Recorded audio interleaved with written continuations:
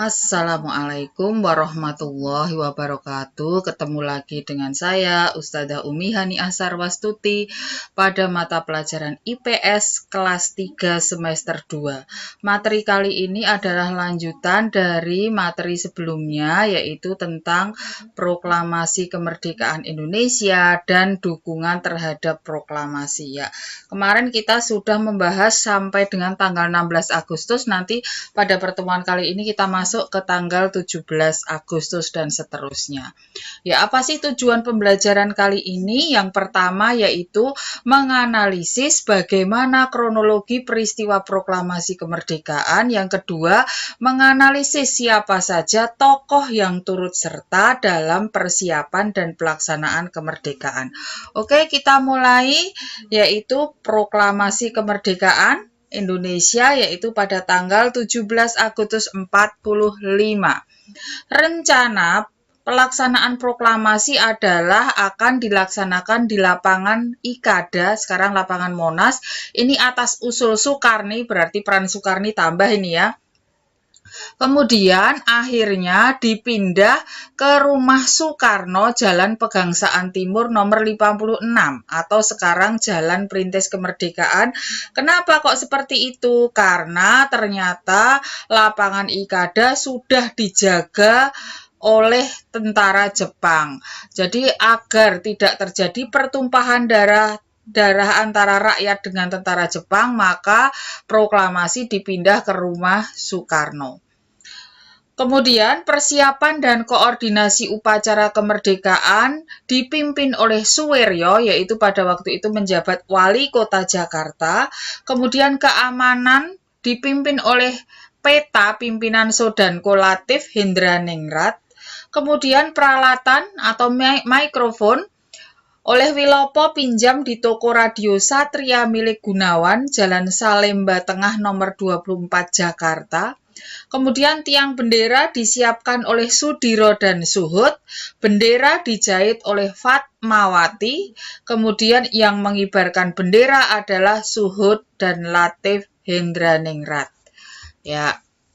Nah, urut-urutan upacara kemerdekaan yang pertama adanya pidato dari Presiden Soekarno, kemudian dilanjutkan dengan pembacaan teks proklamasi.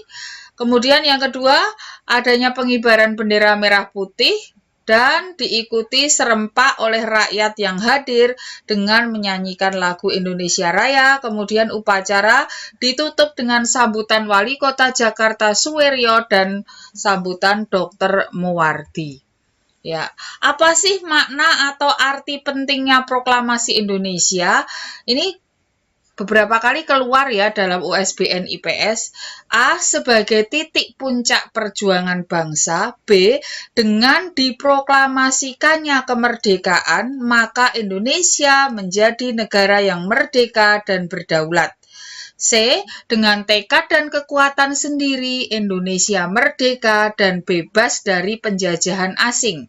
D, Indonesia sebagai pelopor negara-negara Asia Afrika karena merdeka yang pertama setelah Perang Dunia Kedua. E, bangsa dan negara Republik Indonesia mulai dikenal di dunia internasional dan ikut serta dalam percaturan politik dunia. Ya, ini adalah tokoh yang berperan dalam proklamasi. Ini adalah Latif, Hendraningrat, dan Suhut, yaitu tokoh yang mengibarkan bendera merah putih. Ya, ini adalah Suwiryo, wali kota Jakarta. Kemudian ini Wilopo, salah satu tokoh pada persiapan proklamasi. Kemudian ini Ibu Fatmawati, ya, istri Presiden Soekarno. Dia membeli kain ini di toko, kemudian kain tersebut dililitkan sebagai jarik atau sebagai kain panjang, kemudian agar tidak diketahui oleh Jepang, kemudian dijahit pada malam itu, kemudian paginya dikibarkan.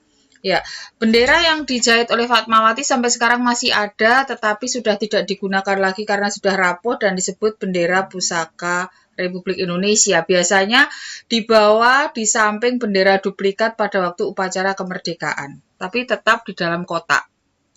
Ya, ini adalah dua foto asli peristiwa proklamasi yang bisa diabadikan oleh seorang wartawan namanya Frans Sumitro Mendur, wartawan Asia Raya milik BM Dia. Hanya ini yang bisa diabadikan karena semua wartawan kameranya diambil oleh Jepang, dan Frans Sumitro Mendur ini kameranya diambil, roll filmnya diambil, kemudian disimpan di dalam tanah, kemudian pada waktu kameranya diambil oleh Jepang, isinya sudah kosong.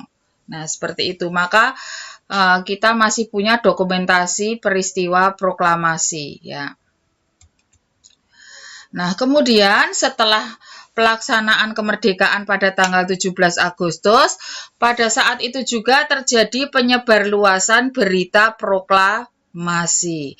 Ya, siapa saja yang menyiarkan berita proklamasi? Yang pertama ada radio, kemudian ada surat kabar, kemudian ada anggota PPKI dan rakyat. Ya, yang pertama adalah radio Hoso Kanri Kyoko, sekarang menjadi Radio Republik Indonesia. Tokohnya namanya Yusuf, Ronodipuro, Bahtiar Lubis, dan Suprapto. Mereka menyiarkan peristiwa kemerdekaan Indonesia, ya, kemudian dilarang oleh Jepang dan ditutup. Kemudian kantor berita Domai, ya, sekarang menjadi kantor berita Antara. Tokohnya adalah Sahrudin, Adam Malik, Waidan B. Penawalan, dan F. Hus. Nah, setelah menyiarkan berita proklamasi, kantor berita Domai juga ditutup oleh Jepang. Kemudian pemancar radio baru di Menteng 31 ini miliknya para pemuda, tokohnya adalah Sukarman, Sutamto, Susilo Harjo, dan Suhendar.